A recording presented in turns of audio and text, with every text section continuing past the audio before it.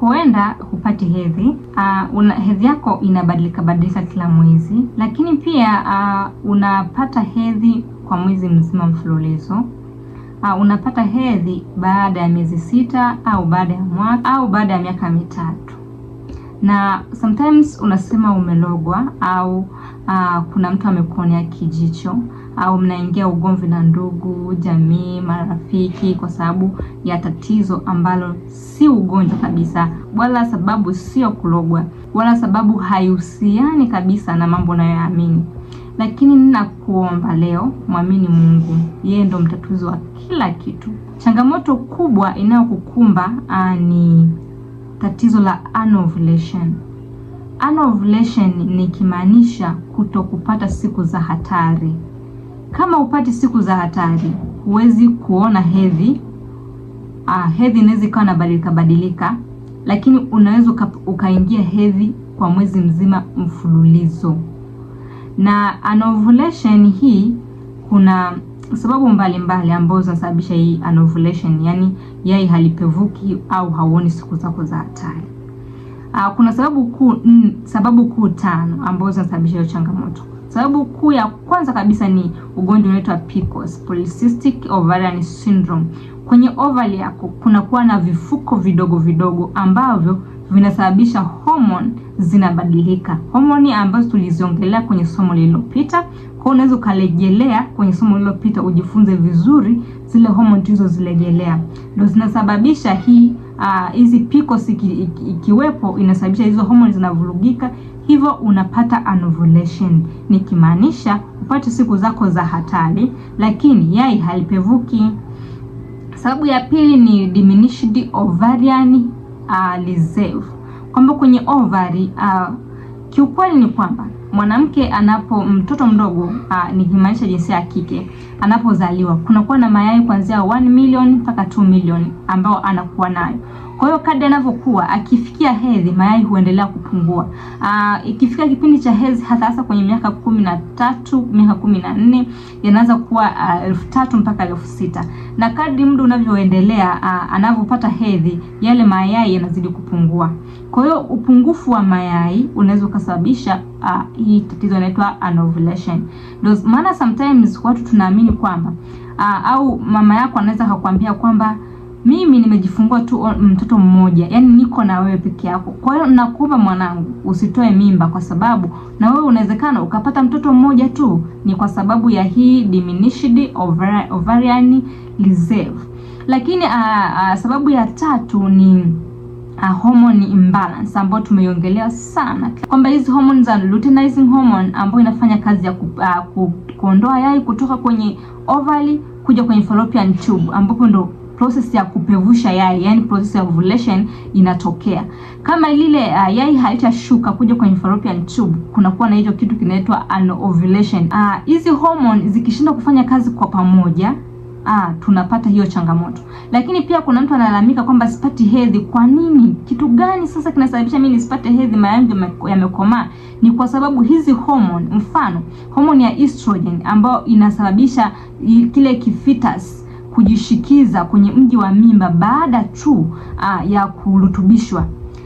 Kikishinda ile estrogen ikiwa haijazalishwa kwa uzuri, na ile progesterone ambayo inatumika kwa ajili ya kurekebisha kama mtoto akija kujishikiza ule ukuta unakuwa mnene, unamsaidia mtoto aweze kukaa vizuri, ikiwa haijazalishwa au iko chini kabisa, inasababisha usiweze kuona hedhi kwa sababu hakuna kitu kinachofanyika, hakuna maandalizi yaliyofanyika, hakuna mfuko wa mimba ambao umetengenezwa vizuri, haupo. Inamaanisha hakuna kitakacho shed off.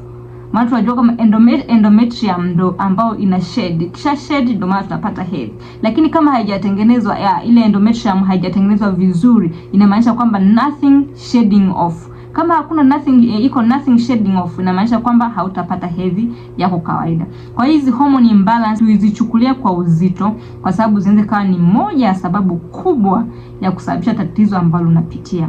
Lakini changamoto ya nyingine ni hypoprolactinemia. Nikimaanisha kwamba ile prolactin hormone ambayo tuizungumza katika kipindi kilichopita inakuwa kwa wingi zaidi. Nikasema kwamba ile hormone ya prolactin huwa inazalishwa kwa wingi kipindi mama amejifungua. Inafika mpaka 209 nanogram per liter akishajifungua. Lakini kama kizalisho kwa wingi, huyu mama si mjamzito wala hatarajii mtoto wala hana mtoto wa jirani anayemnyonyesha, inamaanisha kwamba ile hormone inakuwa ni kidogo.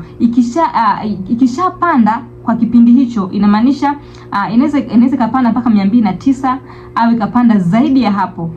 Inasababisha kuchelewa au kuwahi. Kwa nini? Kwa hedhi. Kwa unakuta mtu anapitisha miezi 3 hajaona hedhi kwa sababu ya hyperprolactinemia, au unakuta mtu anaingia mara 2 kwa mwezi kwa sababu ya hyperprolactinemia. Imechelewa, hedhi inachelewa au hedhi inawahi zaidi.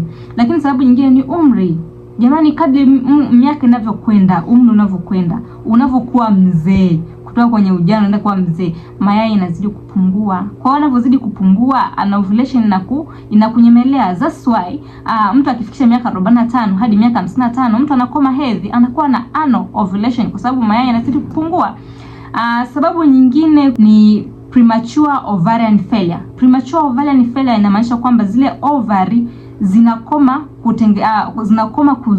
kugrow, ile mayai kukua, inafikia mwisho kabla ya siku za kukoma hedhi. Yaani mtu ana miaka 35 lakini haoni hedhi kwa muda wa miaka 7 mfululizo, au ana miaka 35 lakini haoni hedhi kwa miaka 5 mfululizo, kwa sababu ya hii premature ovarian failure, kwamba ovaries zake zinakuwa zinashindwa kukuza yale mayai hadi yakomae kwa ajili ya kuja kurutubishwa, kwa sababu aidha ya magonjwa ya kurithi au amerithi kutoka kwenye vinasaba vya wazazi wake. Hiyo pia inaweza ikawa ni sababu. Hizo zote nilizozielezea ni sababu zinazosababisha anovulation, yani yai halipevuki, lakini pia hupati siku zako za hatari.